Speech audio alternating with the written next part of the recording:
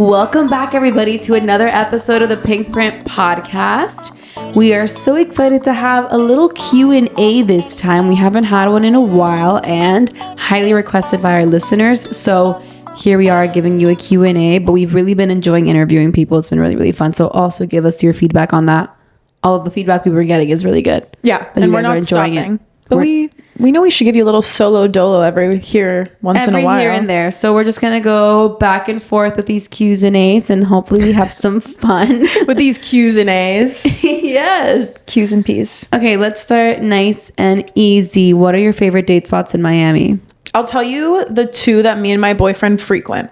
The easy one is Blue Ribbon Sushi. That's in Miami Beach. It's just like an easy sushi place. It's delicious. They have them in New York, in Boston too, actually. I love the ones in New York. I like them more than the ones here. The one here. Yeah.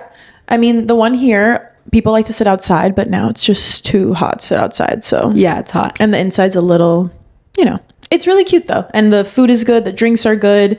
And they always have a table available, honestly. Yeah, they do. The other one?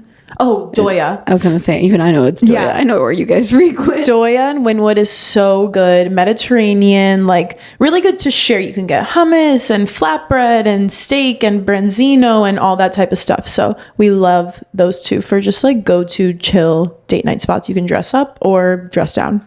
I'm going to say the places that I end up frequenting are not like the cool spots, but we go a lot to Mr. One for pizza. So good. On another note, I would say Lucali is a really good date spot if you also want chill pizza, but it's more of a vibe than the Mr. One that we go to. One that I personally love that I don't get to go to too often is Casa Tua, the one in Miami Beach. I think it's so romantic and it's really nice. Yeah. I think that's it. I love that. Right? Yeah. I mean, I said like easy spots, but yeah. Exactly. I feel like I need to throw in a sushi place in there, but I'm not sure which one. Makoto? Oh, Makoto is great. I don't know if it's for a date though. I go. I like Makoto. Yeah. For a lunch date. I like lunch there too. Yeah, lunch is great. It's a lot brighter. There. Yeah. Exactly. Oh, and you obviously can't go wrong going to Porto Sole for like literally anything. I was going to say that.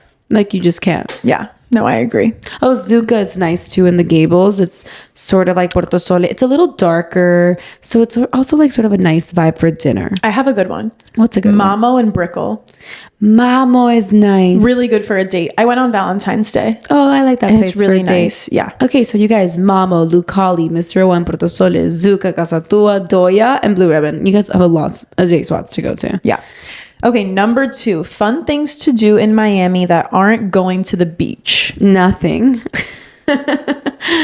I know that people are asking this question because it is so hot out that there's nothing to do besides go to the beach. Go to the pool. Even when you go to the beach, like the ocean is so hot. So it really is. You're not cooling down from the sun.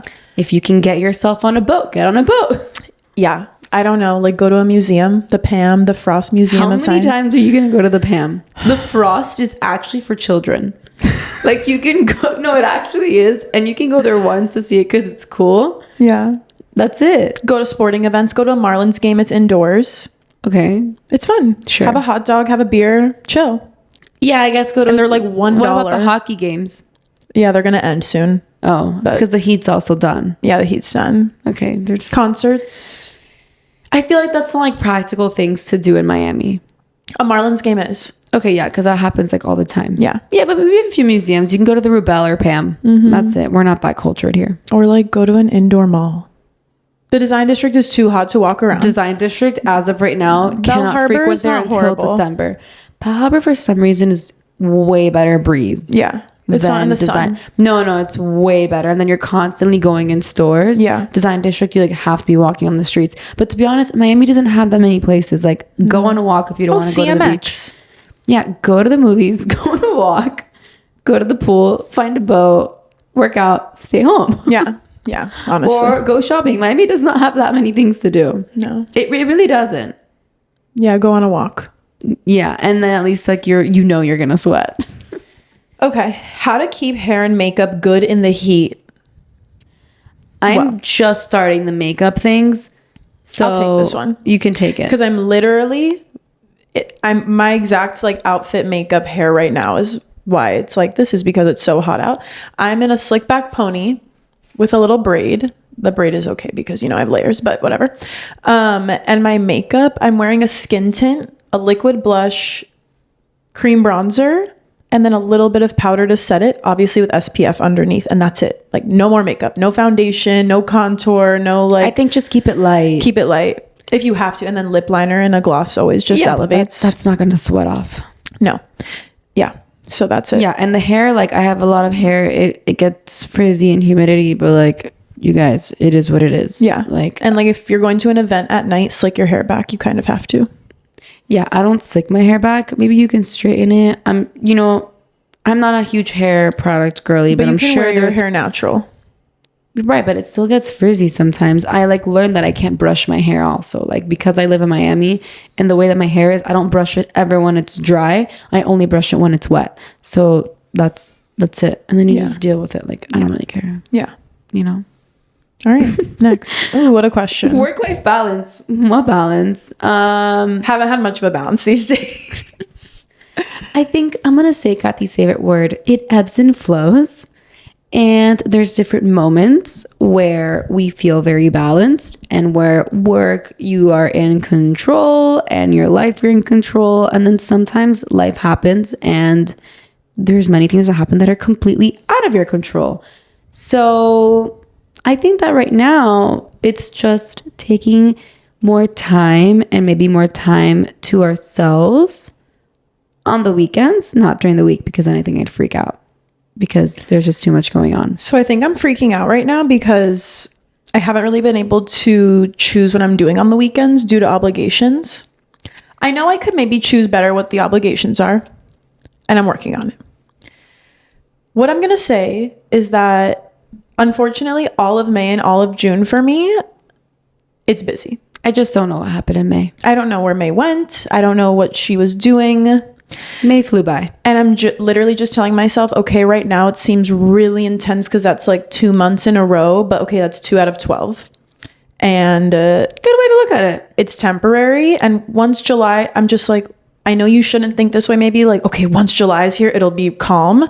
But that is just the way I'm thinking because I need to somehow like be okay. Exactly. But there's busy seasons and then there's slower seasons and it's been really busy and overwhelming. And then how to keep that balance, sometimes it's really hard. But that's why I'm saying at least trying to keep time for yourself at some point. Yeah. And I think like in sales, it's usually like really busy at once and then sometimes not busy at all. And then you wish it was busy. So it's just, I think all you have to do and keep telling yourself is this too shall pass. This is temporary. Cause even sometimes like I know I'll look back on this time in my life and be like, why was I so worried? Like no one's dying. It's all good. Exactly. Honestly. Yeah, exactly. Yeah. But I do really need a vacation. Correct. Okay. Hair care routine. Tell us your hair care routine. It's not so intense. I wash my hair. I use actually it is a little intense. I use the Way Detox shampoo like once a week. Mm-hmm. And then Vegamore. I try to wash my hair once a week, guys. To be honest, I try. And then Vegamore, if I'm washing it a second time, I always use the Vegamore conditioner, but yeah, I have the shampoo as well. And then I use this Kerastase hair oil. That's if I'm just like drying my hair, letting it air dry or blow it out. If I'm slicking it back, I use the Day cactus like fruit cream or whatever, DAE.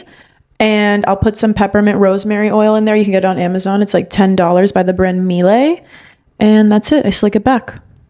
Yeah, mine's probably the same. It is the same. I use Vegamore when I wash my hair. I wash my hair every other day. Maybe I'll skip it every 2 days. And then I'll do the Kerastase hair oil on my tips. And like, that's it. I don't do anything crazy. No, nothing. Gotta keep it simple. Talking about work-life balance. Let's not overcomplicate simple routines over here. Okay, when should a girl start contributing to dates financially? Never. I think this is how I do it with my boyfriend. I don't really pay for our dates, but like I'll pay for a coffee or I'll pay for breakfast sometimes, or maybe I'll buy him a little gift. I'm not really paying for our dates. He should be paying for them. I think that the dates, like if you are saying, let's go on a date night and you are taking me on a date, pay for the date. Yeah.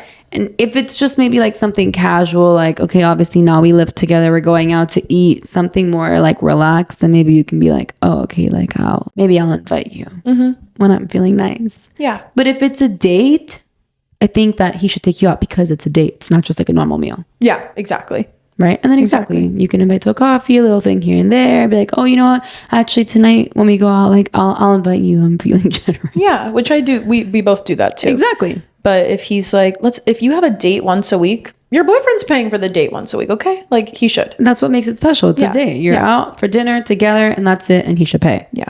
Sorry, Okay. not sorry. Cool. How to get on the confidence train when you're feeling low. I think for me personally, when I'm feeling low, sometimes I just want to be alone and feel low. But that is not sustainable and not the best way to continue. So I think a good way, honestly, is like to be around happy people. Like being around you. You made me laugh. That made me feel better. Being around people that make you feel good and surrounding yourself by people who are generally upbeat and positive, it's naturally going to lift your spirits as well.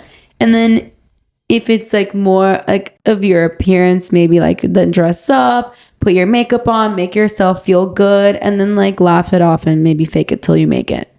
Like you're feeling low, but if you start laughing and smiling when you're with someone or like joking around, like you're gonna feel better. Mm-hmm. Even if you don't, but you will feel better. Yeah. I like that. I agree with that. A random like little tip that I'm actually doing right now. Like now as we speak? Like right now. When you're feeling low, at least for me, like I put on shapewear today under my outfit and I looked in the mirror and I was like, I look fucking sexy. Like I'm just wearing it under my t-shirt right now. And it's just like smooth and like I love. Wow. So it kind of just makes me feel good sometimes. That's what I'm saying. Yeah. Like dress up like in a way that you feel good and comfortable clothes that you know you look good and you feel good. Don't like try a new outfit now that you're already not feeling good and you're like, oh, what the fuck? I don't even like the way this looks. Yeah. And just like don't try to do like some sort of trend. Right. Like just go back to the basics of what you know already feels natural and good to you. And also like if you're not feeling good, I'll definitely evaluate why. Like, are you going out too much? Are you not prioritizing your health? Because ultimately that's how it is for me. If I don't feel good, it's like, whoa, I've been going out way too much to eat or like maybe like drinking more than I want to or something of that nature. And then I'm like, okay, I want to like make sure I cook 3 times this week at least, make sure I'm drinking water every morning, just like doing small things where I can. And also for me, I know that if I start to not feel good, it's because I've neglected my journaling in the morning. To go off of that, another thing, if you are doing movement and you're going to the gym, even if you don't want to, and even if you feel bad, it still makes you feel so good. Yeah. So, or some sort of movement, go for a walk. And when you know that you did some sort of movement, you also automatically just feel better. Totally. It's such a confidence boost. Because it's like I just did that. Like this weekend, I was in a bad mood and I didn't want to work out, but then I went and I like released all my anger on those poor weights. And I was like, you know, at least I worked out and I feel so good. And like, I did it. Yeah. And then at least like your routine, if you're still going to the gym and you're still sort of keeping up with those things or try to like go out of your way to go do some movement, you're going to start to feel better. Yeah. Because looking back, you're like, well, at least I did that. Yeah. Even though I wasn't feeling good. Mm-hmm. And another thing just to add on, because you're saying you're like, I know why I'm upset and it's, or why I'm feeling low and it's because I didn't journal. I think being self-aware and knowing why you're feeling low is also so important. So notice like, who have you been hanging around? Have you been eating out too much? Have you been drinking too much? What is it? Like, I know why right now I'm personally so overwhelmed for like XYZ reasons with my work, with my family, whatever it is. So I know why my energy is low. And also that's what I'm saying. We can give ourselves some grace to chill. But if I was just like, okay, let me just keep going, go, and keep going out with friends and keep socializing and like not giving that energy back to myself, then I'm like actually probably going to burn the fuck out. Yeah. Yeah. Exactly. But be self-aware and try to figure out what it is, why you're feeling like this. Mm-hmm. Next question. It's kind of similar. Go out or stay in when you're sad. I think this is a really good question. I think you have to see why you're sad. Like, is it like a really like, is this like life or death that you're upset about? Or is this like a breakup or, you know, I think it's situational. Yeah. But if you're just like in a funk sad, let's make that the scenario. You're in a funk. I've been in a funk and I've been like, I'm not going to go out because I don't want to like put other people in like my energy, which I think is fair. I don't think people that are excited to go out and have fun need to be around somebody who is clearly in a funk, you know? Yeah. If you think that you can like put that the funk aside and go out with your friends and be like, okay, I want to go out so I can like feel something and feel joyous. So I'm going to really be intentional and try and do that with my friends. Yes. Then go. Yeah. If you think you can't show up, even like faking it, then don't go, because your friends don't deserve that. And you're not going to have fun, because you're just going to be like, oh, why am I here? Oh, why is that person doing that? Like, you're just not going to be enjoyable. Exactly. So stay home, make a ginger tea, watch like a comfort movie, like 13 Going on 30 or something like that. And just go to sleep. No, and sometimes staying like that is really refreshing. Then you wake up and you feel so good that you just had a night in. Exactly. And then you can like work out and start over and just like try again that and next like day. If you had a really overwhelming week and it comes to Friday and you were supposed to go out with friends and you're feeling sad or down, then maybe don't go out Friday, but then maybe Saturday you can do something. Yeah. But if you have things lined up for all the whole entire weekend, then like take your time. If you can't go to everything because again, you're going to bring yourself out, then don't go, or you feel too sad, but then maybe try to make an effort, stay in Friday, maybe go out to lunch or something. It also doesn't have to be so extreme, then do like a little outing the other day and at least you feel good. You went out, you saw your friends, but you're also not like pushing yourself to do like all these plans. Yeah, exactly. One piece of advice that changed your life. I'm going to give a one-liner. There's no time like the present. Every time I'm like, I'll do it later, that line just like is in my head, and it's like, just get it done. Like the power of less, like the power of just like less thinking, less to do. If you get it done, it's done. So there's no time like the present. Like stop saying, literally, I got fucked today because I didn't do something I was supposed to do at a certain point in time. And now it's coming back and it's biting me in the ass 30 times worse than it would have been if I just done what I was supposed to do. I saw a quote by Jeff Bezos that he said that stress comes from like just the lack of doing what you have to do. It's Literally. It's just like you not actually taking action and doing what you have to do. It's not exactly how he put it, but pretty much that's what it is. The best piece of advice someone has told me is that no one can take away who you are. Okay, that took a minute. Ooh, you can lead this one. Okay, mantra to stop yourself from judging others. Why do I lead this one? Because we were talking about it the other day. Mantra to stop yourself from judging others. Okay, fine, I'll lead it. I know what I'm going to say. Okay, tell us what you're going to say. When you are looking at someone and judging them, that means that they're doing better than you. Because if you're doing better than them, why would you be judging them? That is true. So like, why are you judging this person? What is this stemming from? Like, what are you insecure about that you have to put that judgment onto them? Anyone that's doing better than you is not judging you for what you're doing. Yes. How to stop yourself? I just think that I think that we judge people sometimes because it's just so easy to judge people. And it's so easy to make a comment. And it's like, by the way, I'm not the Dalai Lama. I judge people. I'm just saying. It's hard. Sometimes we do. It's judgment. My mom tells me all the time, stop judging your siblings, stop judging all of us. I'm like, well, I would do all of this differently. But I guess the way to stop judging others is for you to realize that it's not your life.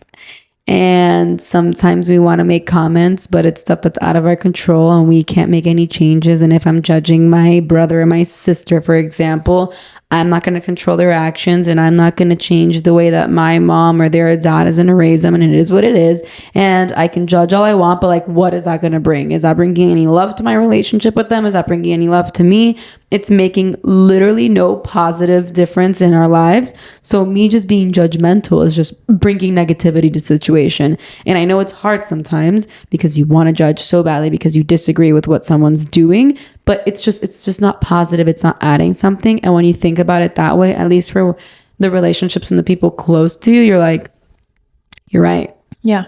Or like sometimes we judge people and they've never done anything to us. Just because we're being insecure, something about them triggers us, which is something that we need to work on and see why it's triggering us.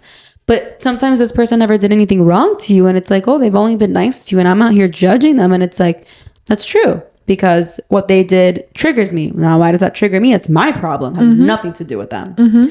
So I think when you see it like that, you're just like, oh, honestly, it has nothing to do with the other person and everything to do with me.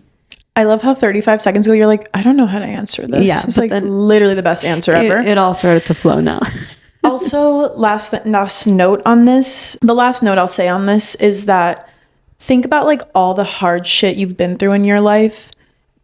every single person out there has also been through hard shit, whether you know it or not. Yes. And they're acting that way for some sort of reason. And it's like, I remember an instance where I judged this woman. She was like pissing me off. Everything she was saying, I was like, ugh, this woman's disgusting, whatever. So I was judging this woman. And then she ended up telling us this tragic story that happened in her life. And it just like, I would have never known that unless she said it. And it makes me rethink her entire perspective on life. So, and I shouldn't have had to wait for her to say that happened. Like, you can just, just not judge because you have no fucking idea what everyone's going through at the end of the day. Okay, next question. So true. Next question. And I want to ask this for you. Okay, ask me. What do you think about shredding for the wedding? Oh, what am I shredding? I'm not shredding for anything. Like, are you going to like diet? Are you going to go crazy in the gym? No. Like, do you think people that do that, like, what do you think about it? I mean, first of all, my wedding's actually a year away from now. So like, I'm going to start now. Like, I guess I could, but I'm genuinely happy with how I am. Yeah. I would obviously not there's literally nothing to shred. But I would like to not like maybe gain a significant amount of weight before my wedding. So I'd like to maintain, but then I'm just going to keep doing what I was doing, which is like eating in moderation and balance, overall healthy. I work out. I'm a healthy person. It makes me feel good. So I would like to maintain how I am. Yeah. Not planning on going crazy and gaining weight. People who shred for their wedding, I mean, just do what makes you happy and feel good. Yeah. I wouldn't stress about it. Like, I need to die. First of all, diets never work. Okay. They just don't. So you're going to have to make a legitimate lifestyle change. Yeah. If you're really trying to like, I think some people like go on a crazy diet for the wedding and then it's over. Like, they don't do it ever again. But that to me is like, why are you losing weight just for your wedding? You guys, now that I'm planning my wedding, sometimes I really think I'm like, why am I doing all of this? Because it's like, I'm putting in so much work and all, like, I haven't even done that much, but like, it's just like, I'm thinking of doing all this for like 2 days. It's crazy. To like, I don't know if I'll be able to handle it. It's only going to be 2 days because I'm doing a destination wedding. Because if it was here in Miami, I'm doing all this for 1 day. And if you think about it, like, it's just like a party. Like, it's like if you're doing your birthday party. My birthday's in a month. It's like, I'm planning all this for a birthday party. Like, it's pretty much it. I know it's my wedding and it's only going to happen once, blah, blah, blah. But like, it's a party. Yeah. And you're going to have your friends or your family there. And it's like, you're going to look beautiful regardless. And it's like, sometimes we do too much for like, what you're going to stress yourself for a whole year for like one night. I think it's actually cool that you're almost desensitizing the situation. Like, some people are like, oh, it's your wedding. And you're like, okay, yeah, one night. Because I know that like it's going to go by in like 30 seconds. And then like what? It's going to be pictures and then it's gone. So it's like, I'm not trying to be like, make it look smaller than it is, but like it's also like not that deep. Like, it's gonna be beautiful regardless. Everyone's gonna love it. You're gonna have a fun time, and it's like chill. So you're gonna do all this a year to look good that one day. And if that makes you feel happy and make you feel good so you can show up your best that day, then shred, my friend. To do what you gotta do, but that's it. I do tell my my fiance, I'm like, you need to start doing facials once a month to get your skin prepped for the wedding. Literally. I'm gonna get like buccal massage. I'm just like, I'm joking, but listen, whatever. Like, these are your friends and your family. It's like Photoshop's for. Like, also, like, yeah, if you want the picture, because the pictures I'm gonna have for the rest of my life, literally, then edit those pictures so they look better for the rest of your life. It's fine. Like, you're gonna have hair and makeup. You're gonna look beautiful. Your family already knows what you look like. Yeah, so do your friends. So it's like, who are we showing up for? It was funny because I was with my wedding planner last week when I was traveling to see venues, and she said that she had a bride and the mom who came, and like a few months later when it was actually the wedding, the mom looked like a completely different person. Oh my God. This is the mom, not even the bride. She was like, because the mom wanted to look good for the wedding. Yeah. Because then also people are like getting ready to like, my daughter's getting like married and I need to look good. Also like, like what? So you look like, so you can show off to everybody that you look good this one day that everyone's gonna see you. Like, really? Like, I'm dying because your mom couldn't be more opposite. She's like, okay, like whatever. I know she's like, I don't even care that Gio's getting married. No, I'm kidding. Basically, she's like, I have to go to Italy this day. No. The wedding planner, I'm kidding. I was telling my mom's like, why would she do that? Yeah, my mom was just like, what? That's so weird. She had different hair, different everything. Like, my mom was like, that's fucking stupid. Yeah. Also like, it has nothing to do with you. Yeah. And also like, you're getting like, basically whoever's doing this, okay, I'm not trying to judge, but like if you're doing it for the wrong reasons, because like you're showing up to look good, like to show off to everybody else. Us saying how to not judge. But again, if the mom feels good about herself and she feels good, listen, if you feel good, do you, boo. Shred. Yeah, shred, girl. Okay. Favorite comfort movie? It has to be a rom-com. Mine's obviously How to Lose a Guy in 10 Days. Oh my God. How to Lose a Guy in 10 Days. And what's the other one? Crazy Stupid Love. Cool. That was easy. When did you realize your parents were people too and had human flaws? Oh, when I was 10 years old. Mine was more recent. Yeah. Yeah. It's so crazy how kids like don't know that their parents are humans. Literally. But I guess it was and it hits you hard at first. A blessing in disguise, or what is it? Yeah, a blessing in disguise, where like I was so young that you're like, what? But also, no, it's that double-edged knife. That's what I was trying to go for. It's a double-edged knife. Double-edged sword, first of all.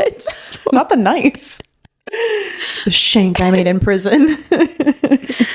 It's a double-edged sword in the sense that like I grew up since the age of 10 when my mom got a divorce. She had like no one close to her to speak to. So she would tell me all these things, which is like... Wait, by the way, she got a divorce before that. Well, she divorced my dad when I was 1, so I never saw them together. I'm saying, but they don't know that. Okay, my parents got divorced when I was 1. I never saw them together. Yes, okay, I'm working on it. But that was fine. I didn't participate in that divorce, obviously. But when she got her second divorce and she was 10, I was 10.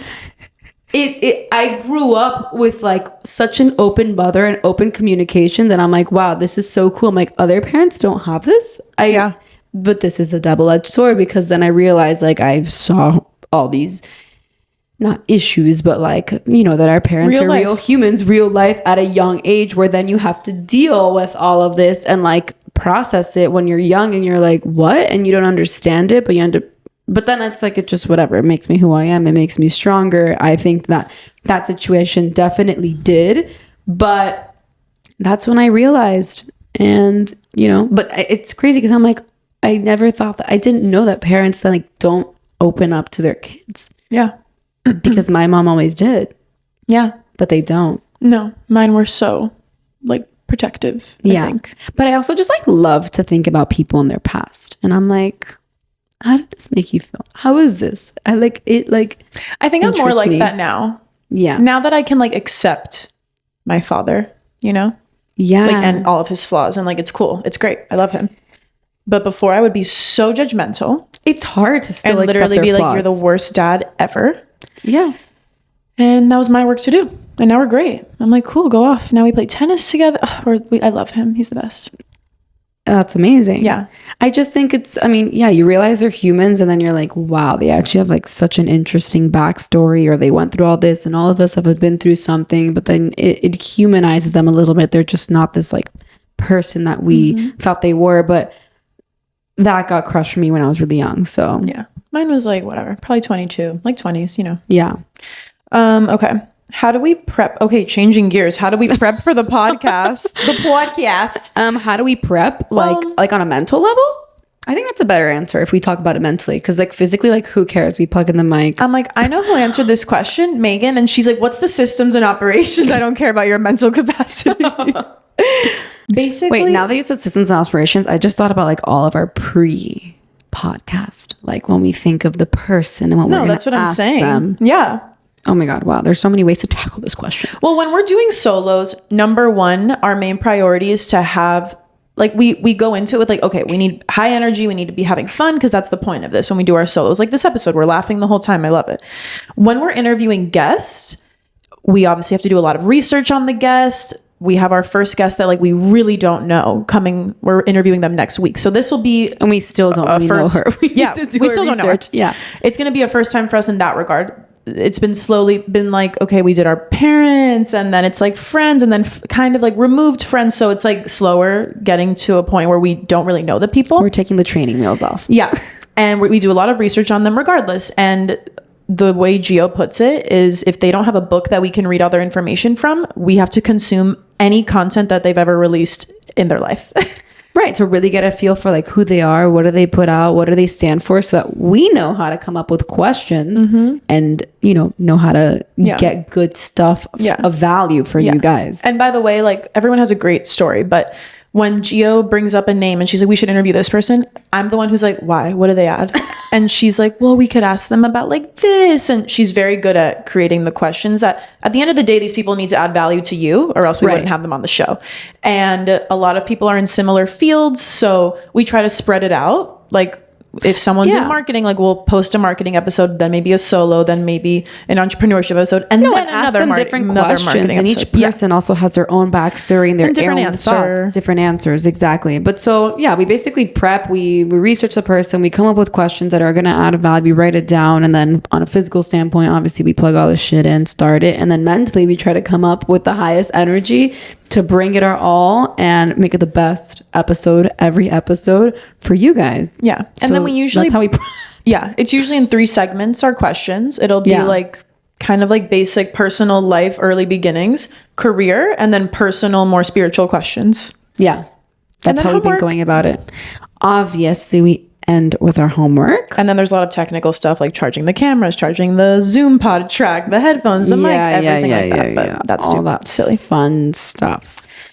How do we balance the pink print with real estate? Oh no, you skipped one. Did we always know we were going to start a podcast? Since I was born. I knew. July 14, 1999. I knew I was going to start a podcast specifically with Katerina Mary Filpi. Yeah. So this all began like in August of 2023. Yeah, this literally all began when we started to put it all together. We executed very fast. We launched October 13th, Friday the 13th. And we were ready before then, but we chose that date because it had a high feminine energy around it. I know, and we love that. And we didn't always know, but me and Gio's friendship like rekindled stronger than ever before. She says like rekindle as if we weren't friends. No, we were always friends. We were always friends, but we weren't. Okay, I spend every day with you now. And isn't your life so much better? Yeah. So once we like basically were just back together in person every day, we were like, yeah, this makes sense.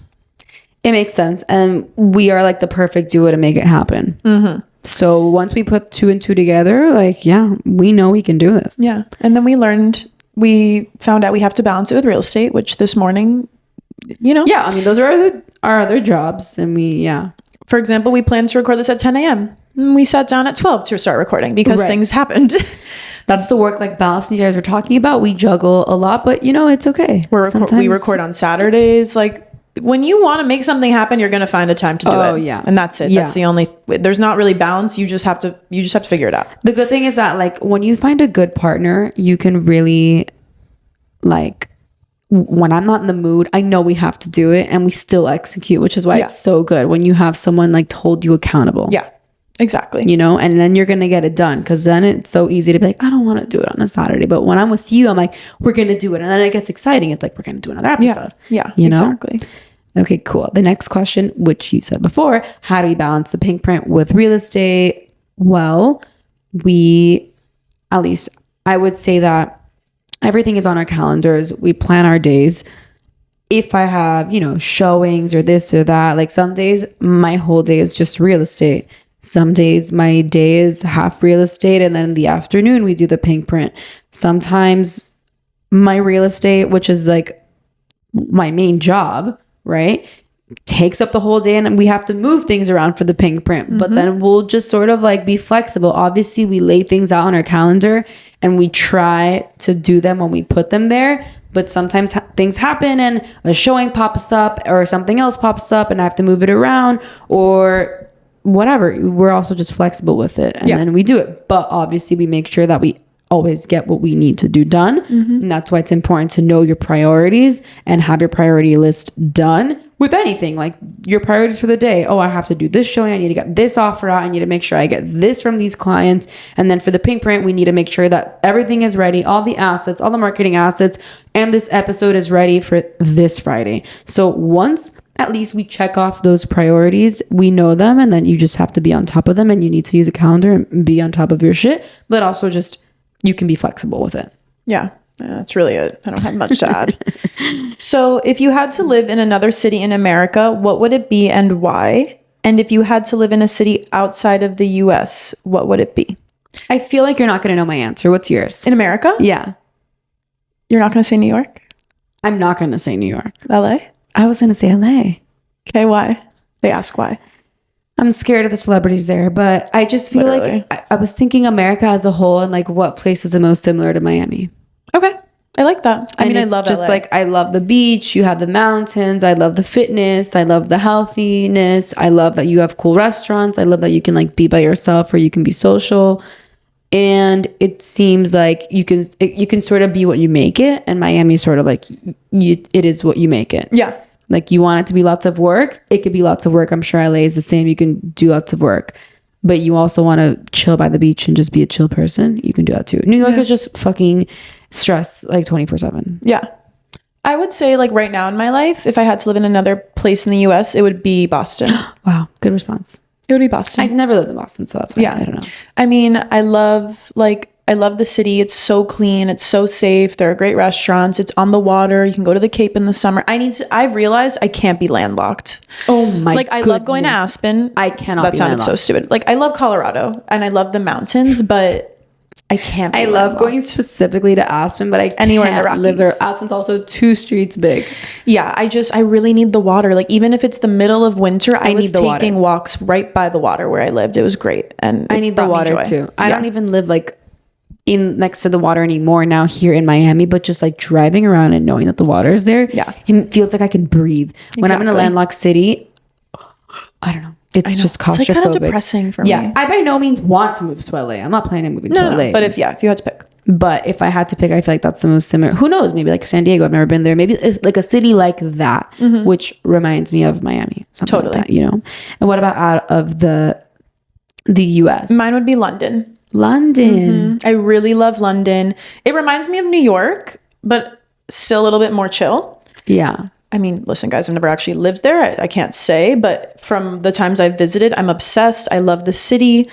I know this sounds a little ignorant of me, but they speak English, so it's just like easier. Yeah. And like the culture, it's not similar by any means, but I don't know. I really liked it there. It's beautiful and very walkable, which I love. Yeah. I've been like realizing, I'm like, oh my God, Europe is so much better than the US. The quality of life, I think that here all we do is work. I know, but like I could never move to Italy and just like sit and like have an espresso in the morning and chill. Maybe and, like, I'd want to kill myself after like a few months. But I feel like just overall, I think you have a better quality of life. I think people can agree to that. Not from an economic standpoint. No, absolutely not from economic standpoint. I'm saying quality of life from the point where like People are happier, like in people the are blue zone. happier, like you're just better. But like economically, That's why it's no. vacation. Exactly, which is why it's you have to have a balance of both, because economically, obviously the US I think is a place to like make money. To be honest, you're not going to be making a lot of money if you live like in Spain or Italy or whatever, but you're going to have a chill lifestyle. So, you know, the balance of both. But where I would live outside, I think I know your answer. what you think I'm going to say? Madrid? Yeah. I was going to say Madrid, but just because I don't think you'd say Italy. I just don't know what city it would be in Italy. Yeah, it's too small in a way. You know, or London seems like a really great option. Maybe London or Madrid, because I can't live in Portugal or France. Or No. I like the part of like there being Spanish in Madrid because I like to practice another language. And I love Spain. There's so many places to go in Spain. And there's so much to do. There's Remember, so I lived lively. in Barcelona. In Barcelona, Madrid is. Well, I was there last weekend. Like it's just so lively and people on the street and everyone's like beautiful and everyone's like so put together and like overall it seems like a good city. I don't know if I could ever actually live there. I'm just shooting a place out there, but I like the balance of the quality of life. But then here, obviously work. But I feel like the US is just work. Yeah. God damn it. Dream day in Miami. I would wake up, get like a chai latte and a croissant, let's say at Madruga. Maybe like honestly bread. like go to the beach. Yeah, go to the beach and like Fisher and have lunch, or go to Key Biscayne and go to the yacht club and like have sunset hour and like that's it. And be with And what for my dinner? friends. Dinner, like I don't know, Pizza. or something. Like just very chill. Yeah, mine would be really similar. I mean, a dream day, wake up, work out, have a yummy like breakfast and coffee, go on a boat all day. Yeah. And then maybe arrive back at sunset, grab like a yummy sushi dinner. Yeah, exactly. And go to sleep. Like just be by the beach, have a nice lunch outdoors, beautiful day. Yeah. And like get back home at like a decent hour, have some pizza and like go to sleep. Like that's the best. Love. Okay. Pros and cons of going to a smaller college or a bigger one. Okay. Honestly, you went to a bigger one. I went to a big I went college. to a smaller one. Yes. So I was like, which one of us went to a small college? Okay. So smaller college pros and cons. Pros are that you're friends with so many people in different grades, which is great. Like I thought it was really cool, especially when you're starting to get an internship and working in like whatever post grad. You have more connections because you're talking to older people all the time. And also, I don't know, it's just nice to have like older friends when you first get there, like people to teach you the ropes. At least at my school, everyone had to take like the same classes. So it's like, oh, can you help me? I'm in like principles of finance right now. And that person's in like advanced finance classes. So it's really easy for them to help. Things like that are nice of that nature.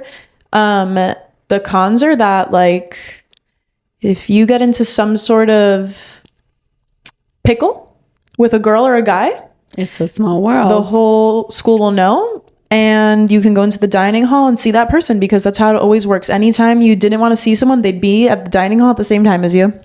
So that's it. I guess it's a pro of a big school that you don't run into people all the time. Right. But then that goes to a con is that it's so big that like there's no way you're going to meet everybody. And at least my big school was not a real campus. So everything was sort of dispersed and like you just don't really see people. There's not like a common place that everyone gets together besides Washington Square Park, which is public. So you just see anybody there. And the homeless people. Right. So that's the con. But then the pro is like, oh my God, how cool. You get to like live your life, like real life, not just on your campus. Yeah. I would say those are my takes, but I never actually finished. So what do you think your soul was meant to learn in this life? And what do you think it was meant to teach? Who made this question? What do I think my soul was meant to learn in this life? I think my soul was meant to learn that we are capable of anything. Like truly capable of anything that is thrown your way. Like if you think like if that happened, I'm going to die. Like I just, there's no reason to live anymore. It's not true. Okay. Because I genuinely think I've already been through the hardest thing I'll ever go through in my life and I'm fine. I mean, there's been a lot of healing, but I'm fine. But you came out the other side. Yeah. And what do you think it was meant to teach? I think it was meant to teach. I don't mean to say this in like a boastful way, but a lot of people tell me that like I'm an inspiration to them. I swear. And because I think like people are like, how are you like so positive still? And I think because I mean, like what else do we have? Like what other choice do we have? And I think I know I've inspired my friends to be like, I don't like comparing situations, but I know that I have friends who are like, whoa, like if Kat's okay and she's gone through that, like my problems, like I can get through this, you know? And I'm not saying I've had like the hardest fucking life in the world. I'm just saying like in certain situations, my friends have been like, you like have inspired me to like keep going because like now my problems seem like more manageable. Yeah. So I think I'm here to inspire and spread positivity to others and make sure they know that they can keep going and that they are capable.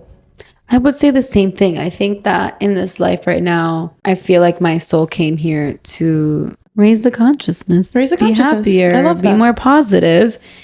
And what a coincidence that we're sitting down today doing that. Yeah, exactly. So, and to give love. I think I have so much love to give. So also to give love. And what do I think my soul was meant to learn in this life? I genuinely think my soul came here to learn just to be a strong, I'm telling you personally, like to be a strong, independent person, which is probably why life has given me so many examples or moments where I've had to, from a young age, just learn to be independent or just a situation that I put in and not depend on anybody and just really have like that self-love. And then I feel like also on another end, this sounds so silly, but like I need to learn how to know what I want. And I feel like once I know what I want, then I can go get it. But that's something that I need to learn to like listen to myself. Yeah. I also want to add, like, I genuinely think I'm here every day to learn more about like how to be more grateful for life. And like, if I'm thinking about something dumb, I'm always like, how can I possibly be annoyed by XYZ? And this is a crazy example, and I'm going to call you out, Mr. Tiefens. Oh. Because the other day I learned that him and his 8 siblings and his mom and dad shared one bathroom in a home. And I'm sorry, that's crazy. Like, that's like, what am I complaining about? Like, I had my own bathroom my whole life. Like, my life was great. And I know that's such a silly example, but you just think like, oh, like, that's just crazy. I don't know why. To me, it really made me just like feel really grateful for my life. Yeah, it's true. And that's like a really small random thing. Okay, next question. Friend boundary tips. How do you know when to walk away from a draining friendship? You guys, if it's draining and it doesn't feel good and you've already done everything on your end to give to that relationship, that really there's nothing left and it's all just taking from you, it's just time. You're going to know it. You're going to feel it. You're going to know when it's like, yeah. Yeah. By the way, like, if you're not feeling good after hanging out with somebody, that's just a sign. That's your sign. That's your sign. And by the way, again, it doesn't mean that you'll never be friends again with this person. Absolutely not. It doesn't have to be like, oh, never talking to you again, because it doesn't have to be that way. No. Maybe they change, maybe you change, and you guys come back together in 10 years, 5 years, 2 years. You know, it's not that deep, but what is deep is making sure that after you hang out with somebody, you feel good, because there's too much going on in life at all times for you to not feel good when you're like making a plan and spending your time with somebody else, because you're giving them your time, which you can never get back. You can get money back. You can't get your time back. Yeah. So you need to make sure that time was worth it. No, and you're giving all this energy to someone who then you're being depleted. That's never how any relationship should be, even with your family or other people. Like, it needs to go both ways, but you need to fill each other's cups, because if not, like, it's not balanced. Yeah. Fave non-alcoholic drink right now. This is my coffee order right now. Not my coffee order. I make it at home every day. Okay. And mine is La Colombe cold brew. I buy it at Whole Foods over ice. About 3/4 of the way cold brew. Then pretty much coconut water all the way to the top, Harmless Harvest. And then a splash of Elmhurst cashew milk. Can you just come to my house and make this for me every morning? It's so good. The coconut milk is hydrating, but it makes the cold brew a little bit sweet, but not like grossly sweet.